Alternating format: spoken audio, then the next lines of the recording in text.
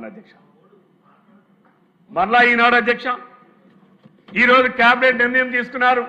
గౌరవ ముఖ్యమంత్రి గారు చంద్రబాబు నాయుడు గారు, ఉప ముఖ్యమంత్రి గారు పవన్ కళ్యాణ్ గారు, మా తెలుగుదేశం పార్టీ కార్యనిర్వాహక అధ్యక్షులు, మా విద్యాశాఖ మంత్రి అయినటువంటి యువ నాయకులైనటువంటి లోకేష్ బాబు గారు ఈరోజు మొత్తం కేబినెట్ అంతా కూడా నిర్ణయం తీసుకొని 94లో ఏదైతే ఆనాడు తెలుగుదేశం ప్రభుత్వం చేసినటువంటి చట్టం ఉందో ఆ చట్టం ప్రకారమే రేపు జరగబోయేటటువంటి స్థానిక ఎన్నికలలో మనం ఎన్నికలకు వెళ్ళిపోతున్నాం. 34 రిజర్వేషన్ శాతాన్ని అమలు కంటిన్యూ చేయబోతున్నాం. ఏదైతే జగన్మోహన్ రెడ్డి గారు ఆంధ్రప్రదేశ్ రాష్ట్రంలో చేసినటువంటి ఈ మోసానికి, ఈ కుట్రల్ని మనం వాటికి కోల్పోయినటువంటి రాజకీయ అస్థిరత్వాన్ని బీసీలలో మళ్ళీ స్థిరత్వాన్ని నింపాలనే ఒక ఆలోచన దృక్పథంతో ఈరోజు ముందుకు తీసుకెళ్తున్నందుకు ఈ సభ ద్వారా నేను గౌరవ ముఖ్యమంత్రి గారికి, ఉప ముఖ్యమంత్రి గారికి, లోకేష్ బాబు గారికి నేను వారికి హృదయపూర్వకమైనటువంటి ధన్యవాదాలు తెలియజేస్తా ఉన్నాను అధ్యక్ష. ఈరోజు స్థానిక సంస్థలంటే ఒక రాజకీయ నాయకుల్ని, ఒక స్థిరమైనటువంటి నాయకత్వాన్ని తయారు చేసేటటువంటి కేంద్రాలు అధ్యక్ష. ఈరోజు నేను ఈ చట్టసభకు వచ్చానంటే అధ్యక్ష, నేను 1994లో ఏదైతే బీసీలకు 34% రిజర్వేషన్ని అమలుపరిచారో ఆ రిజర్వేషన్ ప్రక్రియలో నేను మొట్టమొదటిగా మండలాధ్యక్షుడిగా అయ్యాను అధ్యక్ష. ఈరోజు ఆ నాటి నాయకత్వం, ఆనాటి నుంచి ఈనాటి వరకు ఉన్నటువంటి అనుభవం ఈరోజు ఈ శాసనసభలో నాకు మాట్లాడడానికి అవకాశాలు కల్పించాయి అధ్యక్ష.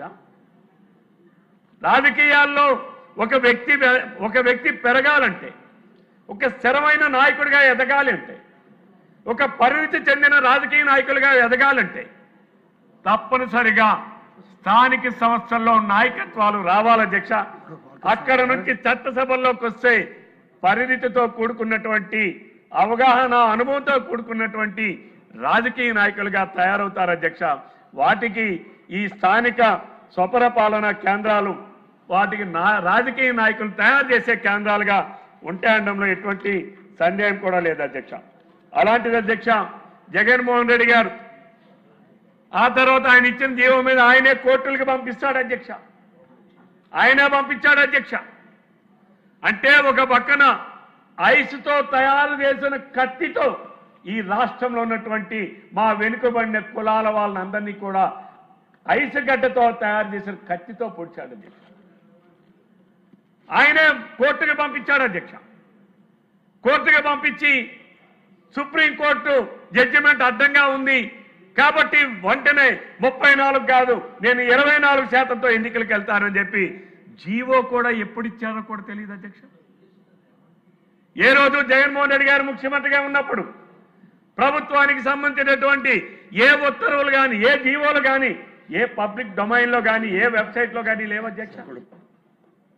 ఏ ప్రభుత్వ వెబ్సైట్లో కూడా లేవు అధ్యక్ష.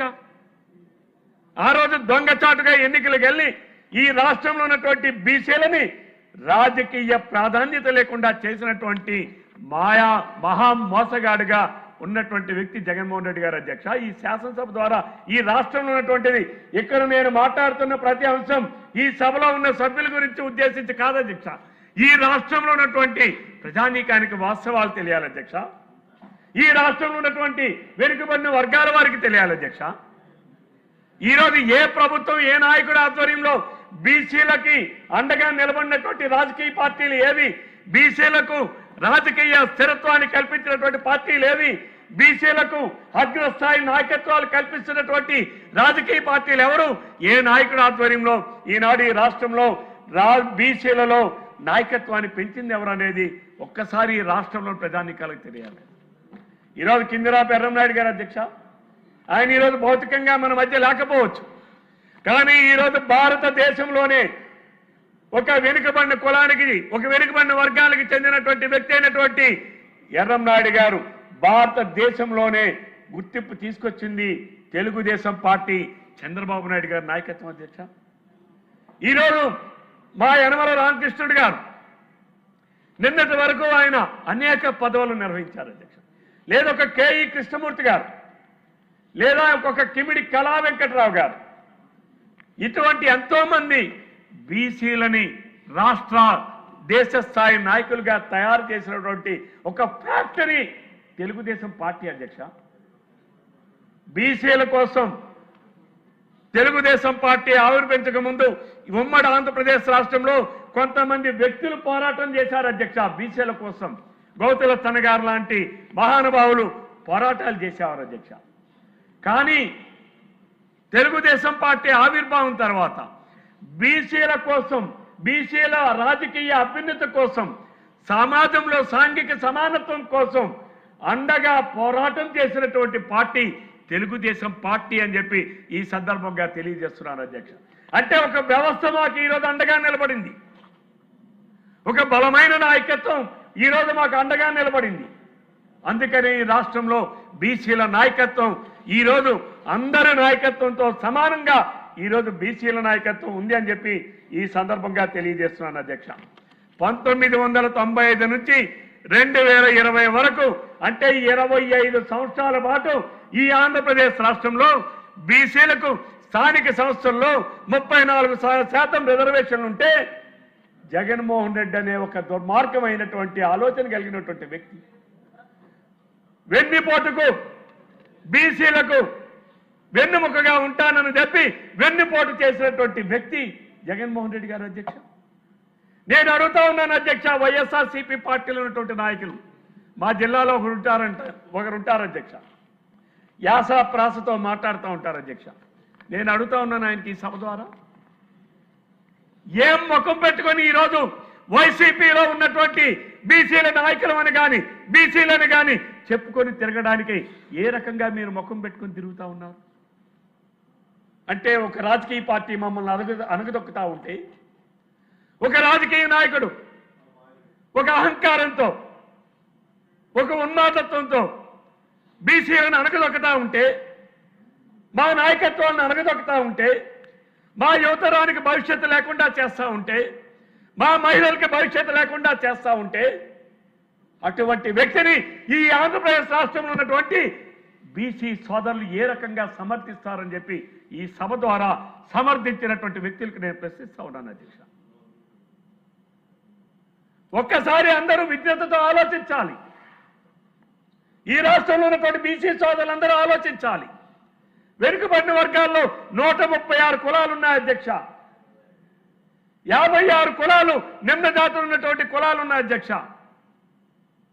ఈరోజు మేము ఎంతటి దుర్మార్గమైన ఆలోచన అంటే, బీసీ విద్యార్థులు చదువుకోవడానికి బెస్ట్ అవైలబుల్ స్కూల్స్ అనే పథకాన్ని 2014-19లో చంద్రబాబు నాయుడు గారి నాయకత్వంలో బీసీ స్టడీస్ సర్కిల్స్ ఏర్పాటు చేసి బెస్ట్ అవైలబుల్ స్కూల్స్ ఏర్పాటు చేసి విద్యకు వాళ్ళకి ప్రాధాన్యత ఇస్తే, జగన్మోహన్ రెడ్డి అనే వ్యక్తి ముఖ్యమంత్రి అయిన తర్వాత బెస్ట్ అవైలబుల్ స్కూల్స్ ని రద్దు చేసి బీసీ విద్యార్థులు కోర్టులకు వెళ్తే కోర్టుల్లో కూడా వాళ్ళకి బెస్ట్ అవైలబుల్ స్కూల్స్ ఉండక్కర్లేదని చెప్పి వాదించినటువంటి వ్యక్తి జగన్మోహన్ రెడ్డి గారు అధ్యక్ష.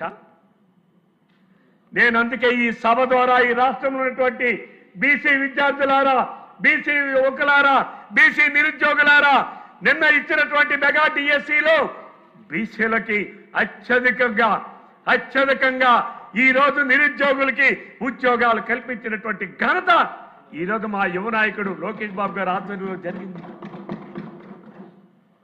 ఈరోజు స్పోర్ట్స్ కోటాలో అత్యధిక కోట ఈరోజు మా బీసీ యువతరానికి స్పోర్ట్స్ లో మెరిటోరియస్ గా ఉన్నటువంటి క్రీడాకారులకి ఈరోజు ప్రోత్సాహం అందించింది ఈ ప్రభుత్వం. ఈ వాస్తవాలన్నీ కూడా ఈ రాష్ట్రంలో ఉన్నటువంటి బీసీలారా, వెనుకబడిన వర్గాలారా ఆలోచించమని నేను కోరుతా ఉన్నాను. బెస్ట్ అవైలబుల్ స్కూల్స్ ఉండకూడదని సుప్రీంకోర్టుకు వెళ్ళినటువంటి దుర్మార్గుడు జగన్మోహన్ రెడ్డి అధ్యక్ష. ఏం మేము చదువుకోకూడదా? మాకు చదువు రాకూడదా? బీసీలంటే ఎదగకూడదా? వెనుకబడిన వర్గాలు ఎప్పుడు వెనుకబడే ఉండాలనా? బీసీలు చదువుకొని మేము ఈ దేశంలోనే, ఈ రాష్ట్రంలోనే కాదు, ఈ దేశంలోనే కాదు, ప్రపంచంలోనే మేము కూడా అగ్రగామిగా ఉండడానికి అర్హులం కాదా? ఈ సభ ద్వారా అడుగుతా ఉన్నాను జగన్మోహన్ రెడ్డి గారికి, మీరు ఎందుకు బెస్ట్ అవైలబుల్ స్కూల్స్ ఈ రాష్ట్రంలో ఉండకూడదని చెప్పి సుప్రీంకోర్టు వరకు మీరు ఎందుకు వెళ్ళారు? మీరు వెళ్తే సుప్రీంకోర్టు మీకు చేవాట్లు పెట్టి వెనుకబడిన వర్గాల వారికి విద్యను అందించాలి, ఇది ప్రభుత్వం తాలూకా బాధ్యత, ఆ బాధ్యతను విస్మరించడానికి లేదని చెప్పి సుప్రీంకోర్టు నీకు ముట్టికాయలు వేసిందే. అయినా ఆ వైఎస్ఆర్సీపీ పార్టీలో ఉన్నటువంటి ఆ బీసీ నాయకులకు సిగ్గు రాలేదు అధ్యక్ష. అంటే మేము చదువుకోకూడదు, రాజకీయ ప్రాధాన్యతలు ఉండకూడదు, బీసీ కార్పొరేషన్ నిర్వీర్యం చేశారు. బీసీ కార్పొరేషన్ నిర్వీర్యం చేసి అసలు దాని ఉనికినే లేకుండా చేశారు. ఇటువంటి దుర్మార్గమైనటువంటి 2019-24లో అటువంటి దుర్మార్గమైనటువంటి ప్రభుత్వం, అటువంటి దుర్మార్గమైన ఆలోచన చేసినటువంటి వ్యక్తి బీసీలకి ఈ దేశానికి స్వాతంత్రం వచ్చినప్పటి నుంచి నేటి వరకు మనం చూస్తే అధ్యక్ష 2019-24 జగన్మోహన్ రెడ్డి గారి నాయకత్వంలో చేసినంత అన్యాయం, జరిగినంత అన్యాయం గతంలో ఎప్పుడూ లేదు అధ్యక్ష. ఈరోజు మరి ముఖ్యమంత్రి చంద్రబాబు నాయుడు గారు మరలా ఈరోజు 94 చట్టాన్ని అనుసరించి 34% బీసీలకు రిజర్వేషన్లు కొనసాగిస్తామని నిర్ణయించడం నిజంగా ఆయనకి నేను ఒక బీసీ వ్యక్తిగా ఆయనకి శిరసాభివందనం చేస్తున్నాను అధ్యక్ష. ఎందుకంటే తరతరాలుగా ఈరోజు మా యువకులు ఇంకా ముందుకు రావాలి, మా యువతరం రాజకీయాల్లోకి రావాలి, రాజకీయ ప్రాధాన్యతలు పెరగాలి. ఈరోజు నిర్ణయాధికారాల్లో మా భాగస్వామ్యం ఉండాలి అధ్యక్ష. మా బాగోగులు మాకు తెలుస్తాయి, మా కష్ట సుఖాలు మాకు తెలుస్తాయి. ఈరోజు మరి కేబినెట్లో నిర్ణయం తీసుకున్నారని పత్రికల్లో చూశాం. ఒక వెనుకబడ్డ కులాలకు చెందినటువంటి ఒక మహిళకి, ఒక వడ్డెర కులానికి చెందినటువంటి ఒక మహిళకి, ఒక డ్వాక్రా గ్రూప్ లీడర్గా ఉన్నటువంటి ఒక మహిళకి ఈరోజు అత్యున్నతమైనటువంటి గవర్నర్ కోటాలో ఎమ్మెల్సీగా చేస్తున్నారని కూడా చదివాం అధ్యక్ష. నిజంగా మా ముఖ్యమంత్రి చంద్రబాబు నాయుడు గారికి నేను మనస్ఫూర్తిగా నేను మా బీసీలందరి తరఫున కూడా ఆయనకి కృతజ్ఞతలు తెలియజేస్తా ఉన్నాను. ఎక్కడో ఉన్నటువంటి ఒక మహిళ ఈరోజు ఒక వడ్డెర కులానికి చెందినటువంటి మహిళ, వారు కూడా ఊహించుండలేదు అధ్యక్ష.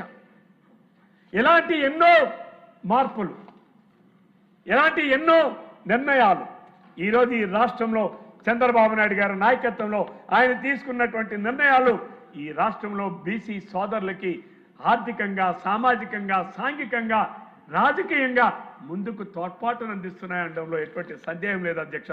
ఈరోజు 34% స్థానిక సంస్థల్లో అయినటువంటి పంచాయతీరాజ్ వ్యవస్థల్లో, 33% అలానే పట్టణ సంస్థల్లో, అలాగే ఏదైతే డైరెక్ట్ ఎన్నికలు ఎప్పుడు కూడా డైరెక్ట్ ఎన్నికలే ఉండేవి అధ్యక్ష. 95లో డైరెక్ట్ ఎన్నికల అధ్యక్ష పట్టణాల్లో, 87లో డైరెక్ట్గా ఎన్నికలు జరిపించాం అధ్యక్ష, 2001లో డైరెక్ట్గా ఎన్నికలు నిర్వహించాం అధ్యక్ష. 2006లో ఆ రోజు తండ్రి అధికారం డైరెక్ట్గా ప్రజల దగ్గరికి వెళ్ళే అవకాశం వాళ్ళకి లేదు, అందుకని ఇండైరెక్ట్ ఎలక్షన్లు తీసుకొచ్చారు అధ్యక్ష. 2012లో ఇండైరెక్ట్ ఎలక్షన్ అధ్యక్ష. 2019లో జగన్మోహన్ రెడ్డి గారు ఇండైరెక్ట్ ఎలక్షన్ పెట్టారు అధ్యక్ష. మళ్ళీ ప్రజాస్వామ్యంలో ప్రజల తాలూకా ఆలోచన ప్రతిబింబించాలి అంటే ప్రత్యక్ష ఎన్నిక ఉండాలనేటటువంటి నమ్మేటటువంటి సిద్ధాంతాన్ని అనుసరించేటటువంటి పార్టీ తెలుగుదేశం పార్టీ ఈరోజు ఈ కూటమి ప్రభుత్వ అధ్యక్ష. మరి ఈరోజు అందులో భాగంగానే పట్టణ సంస్థల్లో, మున్సిపాలిటీలకు, కార్పొరేషన్లకు డైరెక్ట్ ఎన్నిక నిర్వహించడం తీసుకున్నటువంటి నిర్ణయాన్ని కూడా నేను స్వాగతిస్తూ గౌరవ ముఖ్యమంత్రి గారికి కృతజ్ఞతలు తెలియజేస్తూ మరి ఈరోజు బీసీ సమస్యలపైన బీసీలకు రాజకీయ సాధికారత కల్పించడం కోసం ఈ ప్రభుత్వం ముఖ్యమంత్రి గారి ఆధ్వర్యంలో తీసుకున్నటువంటి ఈ నిర్ణయాన్ని నేను సమర్థిస్తూ మరి వారికి నేను కృతజ్ఞతలు తెలియజేస్తూ సెలవు తీసుకుంటా ఉన్నాను అధ్యక్ష. పార్థసారథి గారు.